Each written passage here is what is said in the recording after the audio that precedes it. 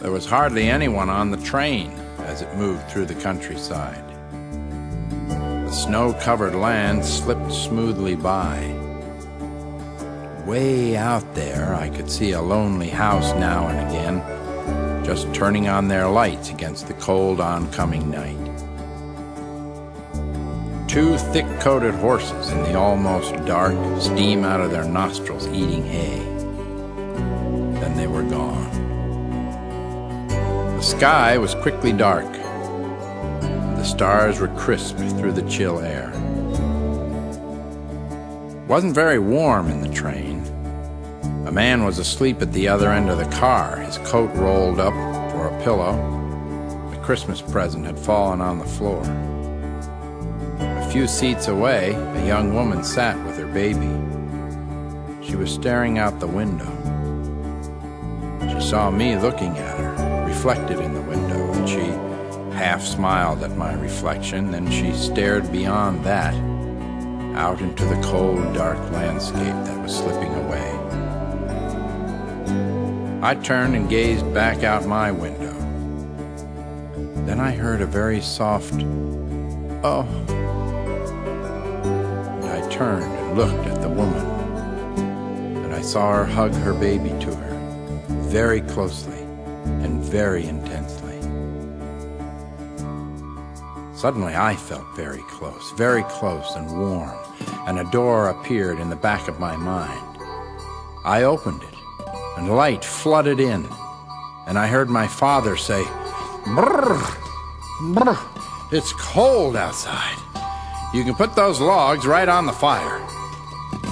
And as I stepped in, he shut the door behind me. I was standing in my living room. The Christmas tree was all lit up over by the front window. I heard laughter upstairs.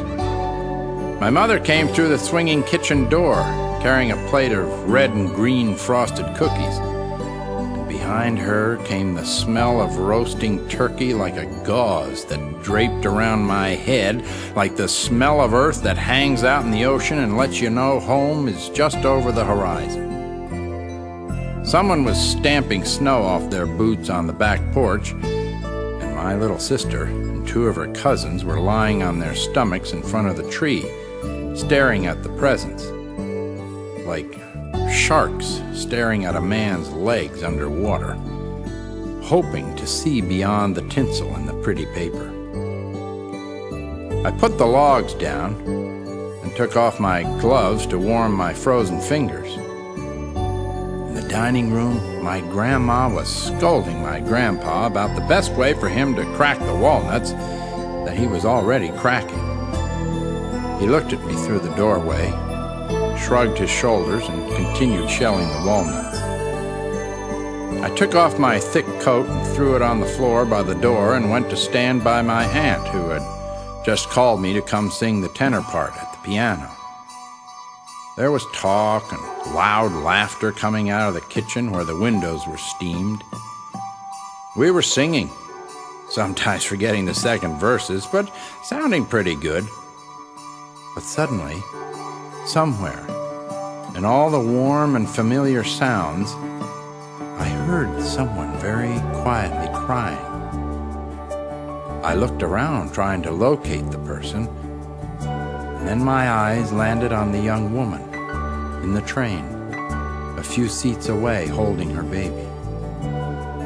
Her eyes with tears, hardly seeing the back of the seat in front of her.